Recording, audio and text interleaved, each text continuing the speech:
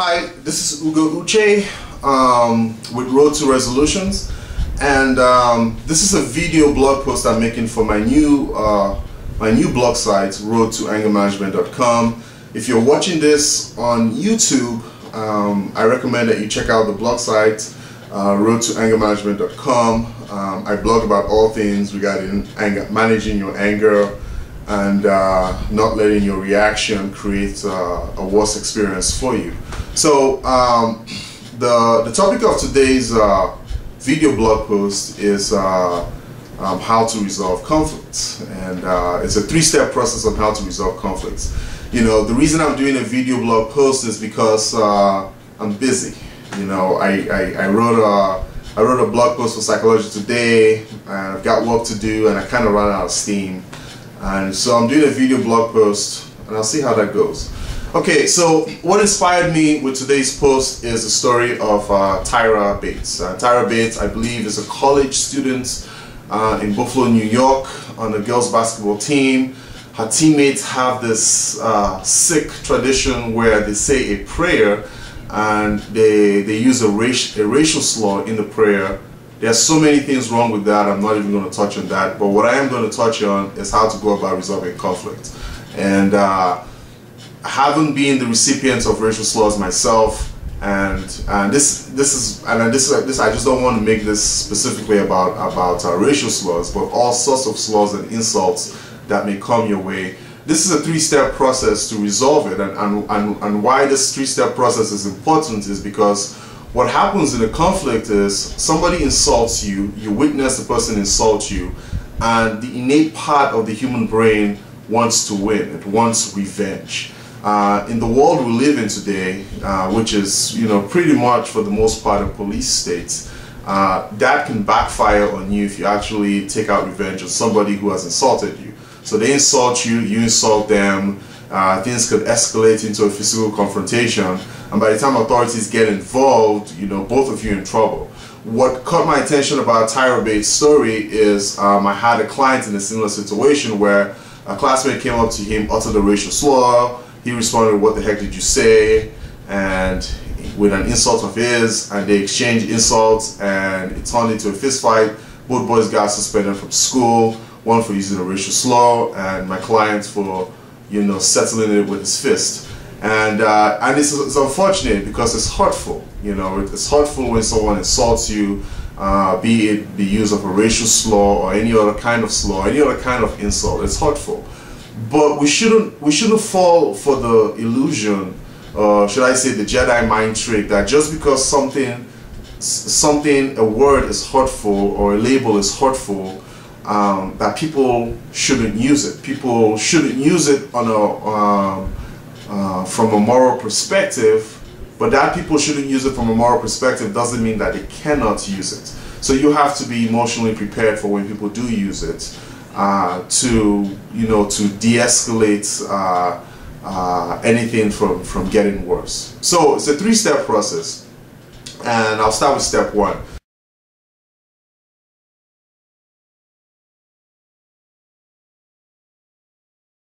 So you and the person are having an interaction. Maybe they're upset with you. Maybe they're just looking to get a rise out of you. Whatever their intention is, they drop their word. Okay? So you pick the word of choice, you know, regardless of your background or your ethnicity. It's a word that's very offensive to you, very disrespectful, very hurtful, and is designed to catch you off guard and get you upset and have you overreact, and that's what they're looking for. They're looking for you to get upset. They're looking for you to overreact, and because, you know, sometimes humor is ugly.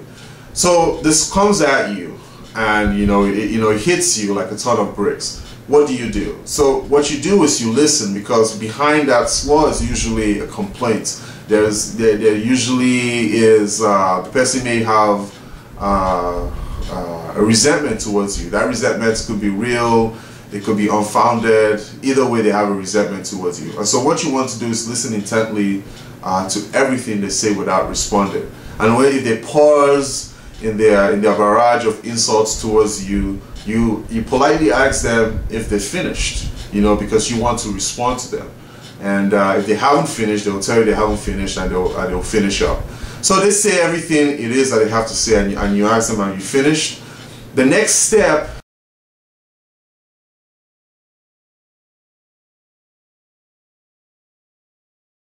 is establishing an understanding with you and the person, or you and more persons. You establish an understanding by repeating back to them your understanding of what you've heard them say.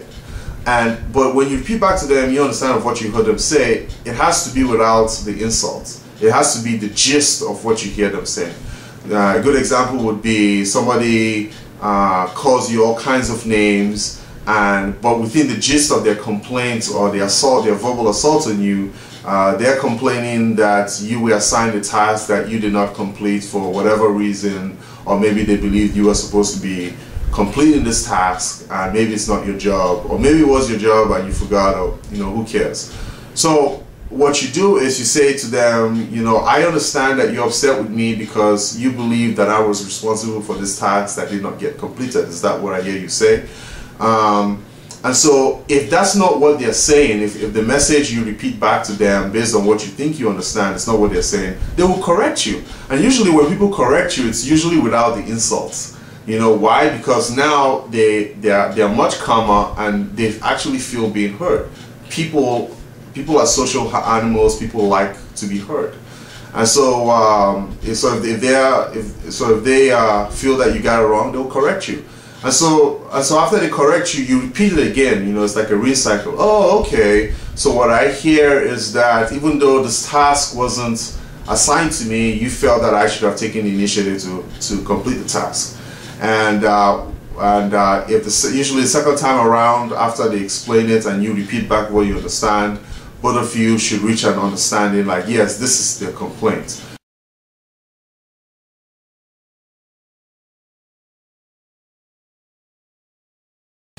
The next part is reaching a resolution, and this is very important.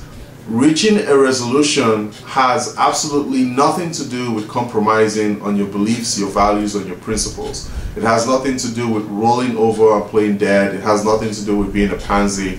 Reaching a resolution is all about being assertive, but yet caring. Being assertive, standing up for yourself, but yet treating the other person as a human being. What that would look like is you say to them, okay, you know what? I understand that you're upset, that you felt that this was my job and I should have done my job, but for the record, this isn't my job and it's not my responsibility, and until it gets assigned to me, I'm just not going to do it. And both of you, and then you can say, and I understand you disagree with that, and I'm okay with you disagreeing with that. So you guys can establish agreeing to disagree, or both of you can agree. It doesn't really matter. Now, the next part of reaching a resolution is now you addressing the barrage of insults that were hauled at you earlier on. And you're doing this not to get back at the person, but you're doing this to establish a boundary with the person.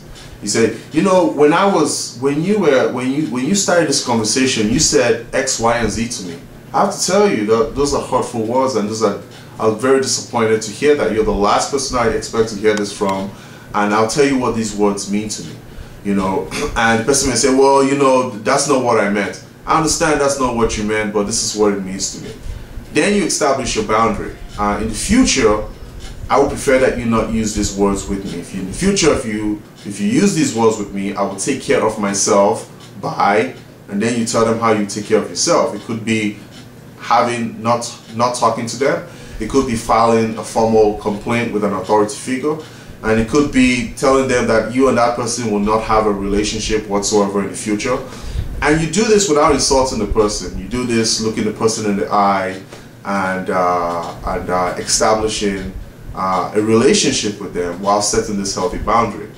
One thing you don't want to do is tell the person what they can or cannot say. You can't control other people, unfortunately.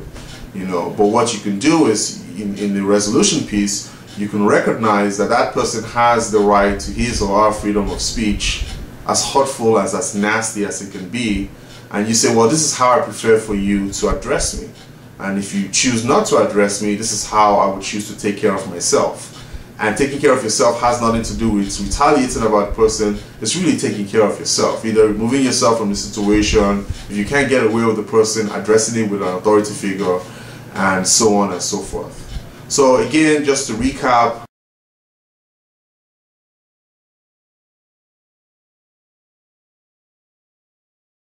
the three-step process towards resolving heated conflict with somebody where nasty, ridiculous slurs have been hauled at you is: one, you listen intently. You listen intently to everything they have to say. Two, you establish an understanding with the person, and you do that by repeating to them your understanding of the gist of whatever it is they're trying to say. Three, you set a resolution with the person by addressing their chief complaint, and then addressing their use of slurs with you by setting a healthy boundary. So it's important to remember that while we have morals and values as to how we can treat other people, even though they may have the same morals and values, may choose so at their own doing to disregard those morals and values and do their own thing because they have personal power to make their own decisions. And we have to be emotionally prepared to be caught off guard. So that's my video blog for today. Please leave your interesting and creative responses in the comment section.